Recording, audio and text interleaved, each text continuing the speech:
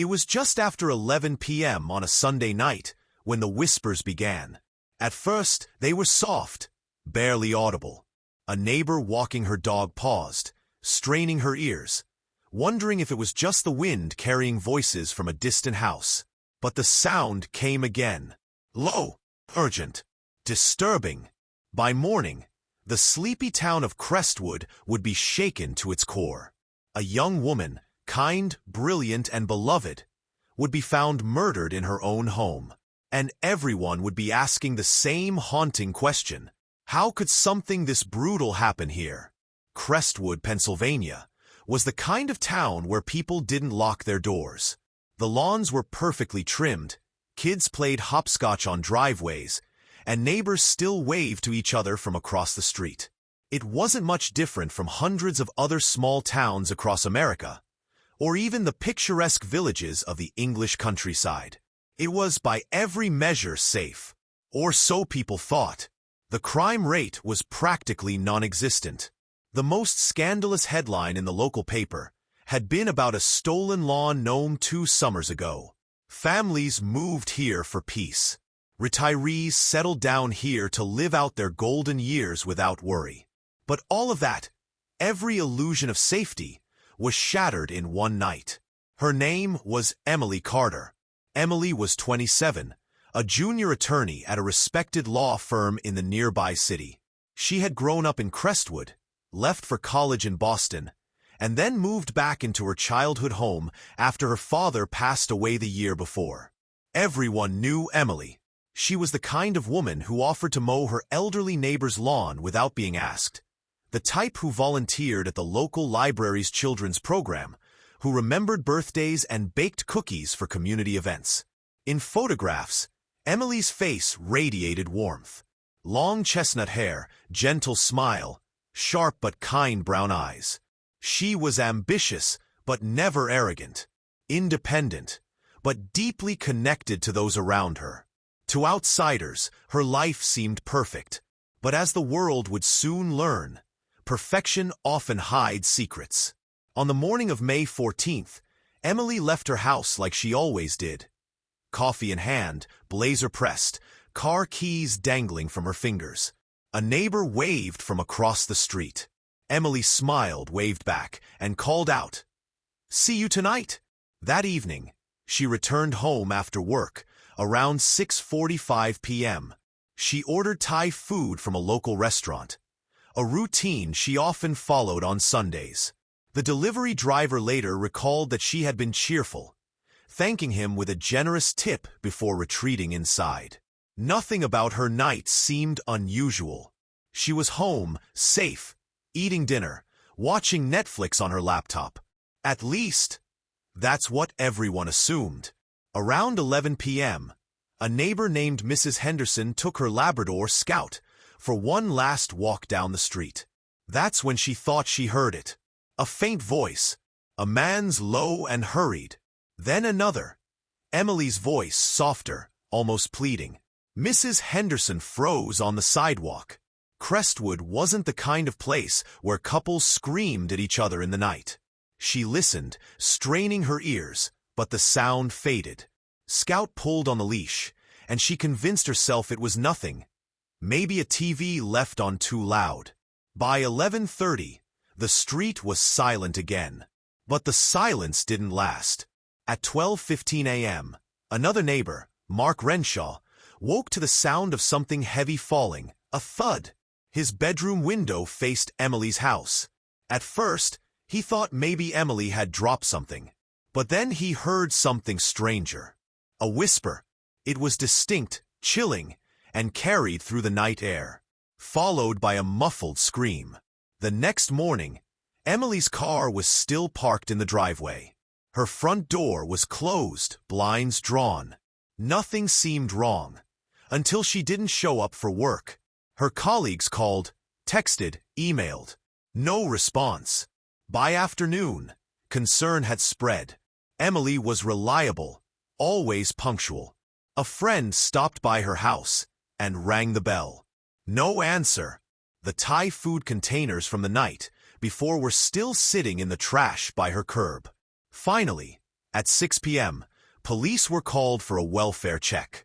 Officers knocked, then entered. What they found inside turned Crestwood's idyllic image into a living nightmare. Emily was dead. When the first officers entered Emily Carter's home, the air was unnervingly still. The curtains were drawn tight, blocking out the evening sun. The living room looked ordinary at first glance. Her laptop sat on the coffee table, Netflix frozen mid-show, half a glass of wine on the side table. But then they saw her. Emily's body was sprawled near the sofa. She had deep bruising around her neck, her blouse torn, and a look of frozen terror etched into her face. The medical examiner would later confirm she had been strangled to death. There were no signs of forced entry. The lock was intact. The windows shut. Nothing in the house was stolen. Her wallet, phone, jewelry were all in place. This wasn't a burglary gone wrong. It was something else. What disturbed investigators most wasn't Emily's condition. It was what they found just a few feet away. On the living room wall, written in smeared black marker, were 3 chilling words. She knew everything. The handwriting was jagged, rushed, as though written in panic. But whose hand had written it? And what did Emily know? The words instantly changed the direction of the investigation. This wasn't a random act of violence. This was deliberate. Someone had a message to send. Detectives began with the people closest to Emily. 1. The ex-boyfriend, Daniel Reeves. Emily had dated Daniel for nearly 3 years before breaking things off the previous fall. Friends described the breakup as ugly. Daniel had wanted to marry her. Emily wanted space. Afterward, Daniel had been seen drinking heavily, showing up uninvited at her office once, and sending late-night texts begging for another chance. When questioned, Daniel seemed defensive. He claimed he hadn't spoken to Emily in weeks, but phone records showed he'd tried calling her twice the week before her murder. Worse, neighbors remembered seeing a man matching Daniel's description loitering near Emily's house a month earlier. But Daniel had an alibi. He was out of town visiting his sister the night Emily died, verified by multiple witnesses. Still, detectives didn't cross him off the list. 2. The neighbor, Mark Renshaw. Mark was the one who'd heard the thud and whispers that night. A 45-year-old mechanic who lived directly across the street. He had a reputation for being a bit of a recluse. Some neighbors thought he was odd but harmless. When detectives interviewed him, his story was shaky.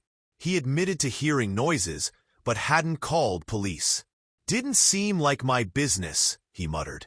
Investigators also noted that Mark had scratches on his forearm. He claimed they were from fixing a car, but the timing raised eyebrows. And then came the bombshell. CCTV footage from a nearby gas station placed Mark driving away from the neighborhood around 12:30 a.m., roughly the time detectives believed Emily was killed. Why was he out at that hour? His explanation: insomnia and a late-night craving for cigarettes. Detectives weren't convinced. 3. The colleague, Sarah Mitchell. At Emily's law firm, Sarah Mitchell was her closest friend and competitor. Both were working on a high-profile corporate fraud case involving a multi-million-dollar contract. In interviews, Sarah admitted Emily had been stressed lately, worried about someone watching her. Emily had even confided that she thought she knew too much about something connected to the case. When police mentioned the chilling message, "She knew everything," Sarah's face went pale. But she denied any involvement. Crime scene technicians combed the house for evidence. A few key findings emerged. Fingerprints on the wine glass and laptop. Only Emily's were found. But a partial print was discovered on the inside door handle, one that didn't match Emily's. The marker, the black marker used to write the message, was found in the kitchen sink, wiped clean, but a trace of DNA was recovered on the cap. The laptop, Emily had been researching legal documents connected to the fraud case just hours before her death. Some files were missing, deleted from the hard drive. The neighbors' testimonies. Multiple people reported hearing whispers between 11 and midnight. But nobody had seen anyone enter or leave the house. It was as though the killer had appeared out of thin air. Detectives began piecing together a disturbing timeline. 11 p.m., Mrs. Henderson hears voices outside. 11:30 p.m., Mark Renshaw hears a loud thud, then a whisper, then a muffled scream. 12:15 a.m. The timeline suggests Emily was killed around this time. 12:30 a.m. CCTV captures Mark's car leaving the neighborhood. The whispers were real, but were they Emily's last desperate words? Or the killer's? The FBI was brought in when evidence suggested Emily's death might be tied to the corporate fraud case her law firm was handling. Millions of dollars were at stake. Emily may have stumbled onto something that made her a target. And then a breakthrough.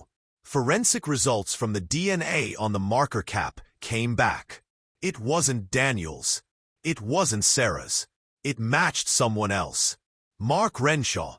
The evening of May 17th, just 3 days after Emily Carter's body was discovered, Crestwood was buzzing with whispers of its own. Police cars lined Willow Lane. Red and blue lights cut through the peaceful night as detectives moved into the small brick house across from Emily's. The house of her neighbor, Mark Renshaw. He opened the door reluctantly, visibly shaken. The DNA match to the marker cap had given detectives grounds for a warrant, and what they found inside sent shockwaves through the entire investigation. At first glance, Mark's house looked normal enough. Old furniture, greasy mechanic manuals stacked on the coffee table. But the basement told another story. Detectives descended the narrow wooden steps, flashlights cutting through the stale air. The basement was cluttered with boxes, tools, and car parts. But in the corner, behind a makeshift curtain, they found something chilling. A folding chair, a small table, and a stack of videotapes. On the wall above the table, a corkboard was pinned with photographs of Emily. Some taken in public, at the grocery store, walking her dog, leaving her office. Others were more disturbing. Grainy shots taken through her windows at night. Emily reading on her couch. Emily brushes her hair in the bedroom. Emily is sleeping. There were more than a dozen VHS tapes, neatly labeled with dates spanning nearly 6 months. On a dusty television set in the basement, detectives played one. The footage was unmistakable. Emily's living room, filmed through her window. In one recording, she was laughing on the phone. In another, she was pacing the room, visibly upset. The most disturbing tape was from just 2 nights before her murder. Emily sitting on her couch, staring at the window, as though she knew someone was watching. It was a chilling confirmation. Mark Renshaw had been stalking Emily for months. When news broke, Crestwood erupted. Neighbors who had lived beside Mark for years suddenly admitted they had always found him a little strange. Parents told reporters they never let their kids trick-or-treat at his house. But nobody had ever suspected this. To the media, it was sensational. The quiet mechanic with a deadly obsession. But behind the headlines, detectives had a troubling question. If Mark had been stalking Emily, did that mean he had killed her? Brought into custody, Mark was pale and shaking. Detectives laid the photos and tapes in front of him. He broke almost instantly. "Yes, I watched her," he whispered. "I couldn't help it. She was perfect. She was everything I wasn't." His voice cracked, eyes filling with tears. "But I didn't kill her. I swear to God, I didn't touch her." Detectives pressed harder. His DNA was on the marker. His car was caught leaving the scene around the time of death. And he had scratches on his arms. Mark insisted. The scratches were from work. The drive was just for cigarettes. And the marker? He admitted he owned one just like it. He even loaned it to Emily weeks earlier when she was making signs for a community fundraiser. "She must have kept it," he said. "That doesn't mean I killed her." Despite his protests, one detail in the tapes unsettled detectives deeply. On the final tape, recorded just hours before Emily's death, there was a faint sound in the background. A man's voice, not Mark's. It was low, almost a whisper. "You don't belong here." Emily turned her head in the footage, looking toward the window. She got up, closed the blinds, and the tape ended. Mark was guilty of stalking, no doubt, but the timing of his footage, and the voice on it, introduced a disturbing possibility. Someone else had been in Emily's house that night. If Mark had been watching her from outside, who was whispering inside? Detectives scoured Mark's belongings for more connections. They found dozens of pages of obsessive notes about Emily, her routines, her friends, her favorite foods, but nothing linking him directly to her murder. Then came another lead.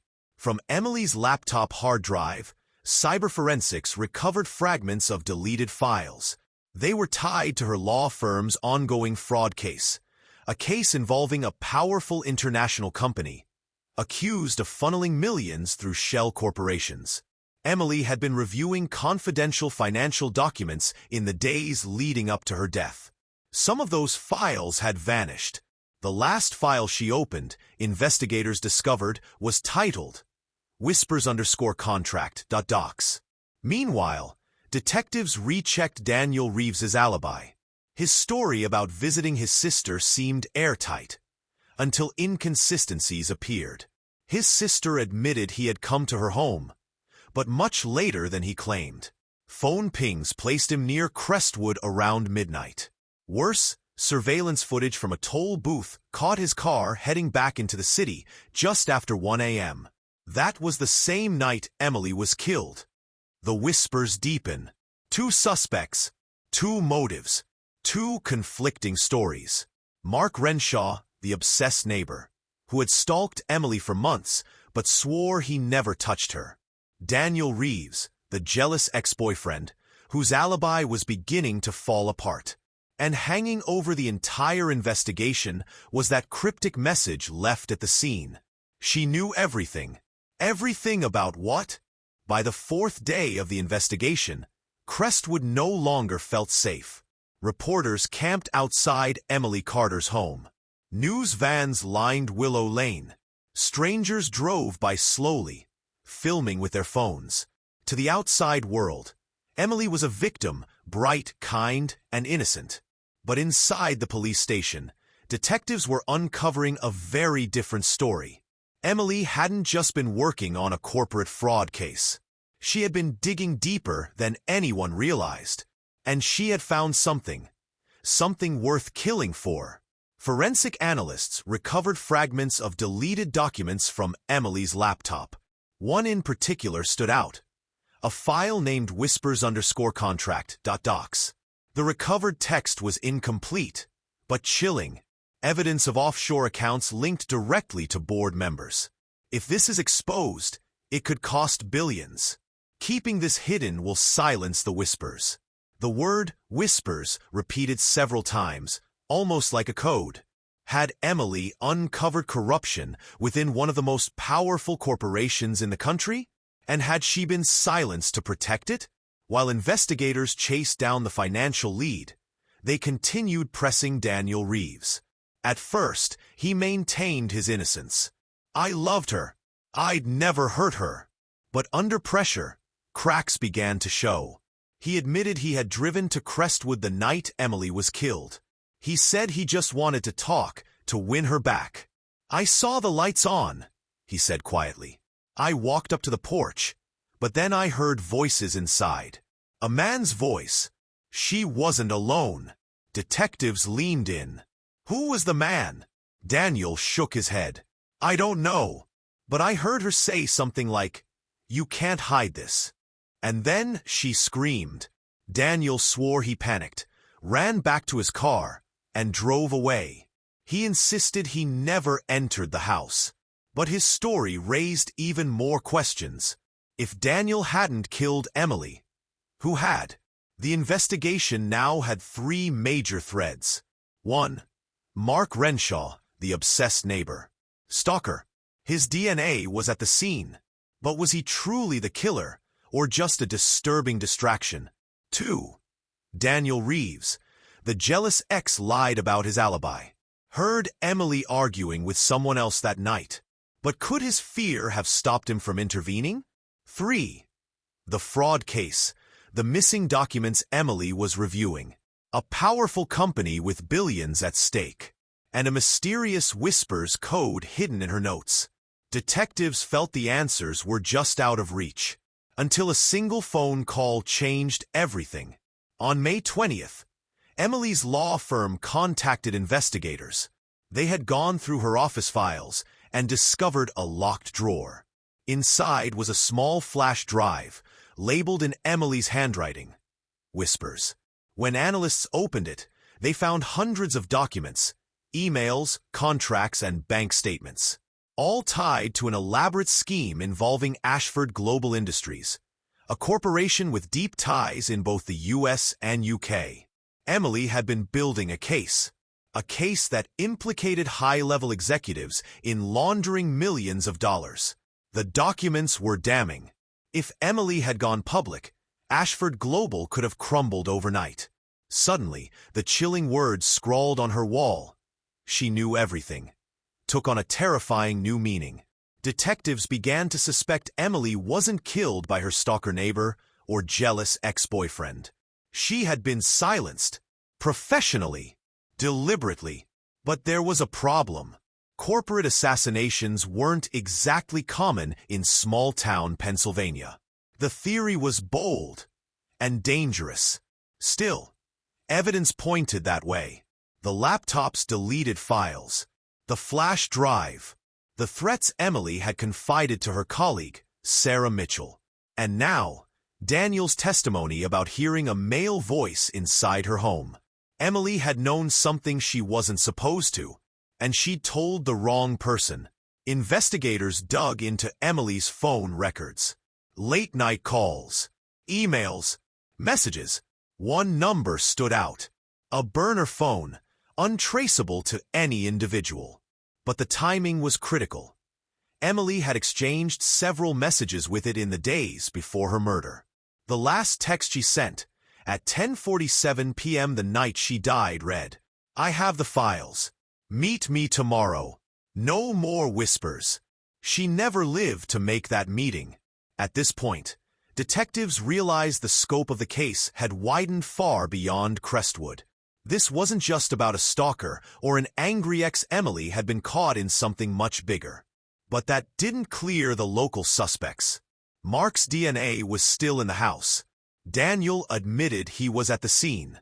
And Sarah Mitchell, Emily's colleague, had been the last person to know about Emily's fear of being followed. Any of them could still have played a role. Then, a chilling detail surfaced. Forensics enhanced the final tape from Mark's basement. The whispering male voice, "You don't belong here," was isolated and compared to known voices. It didn't match Mark. It didn't match Daniel. It matched someone else entirely. Sarah Mitchell. When confronted, Sarah denied everything. But the evidence was undeniable. Her voice had been recorded outside Emily's window. Why would Sarah, Emily's friend, be whispering threats at her house? Detectives began to dig into Sarah's finances. What they found was staggering. Deposits of large sums of money, far beyond her salary. Payments traced back to shell accounts tied to Ashford Global. Sarah wasn't just Emily's colleague. She was on the corporation's payroll. What was the relationship between the Sarah and Emily? What really happened to Emily is something no one saw coming. Please like, comment, and subscribe so you don't miss the shocking truth behind her disappearance. Coming next,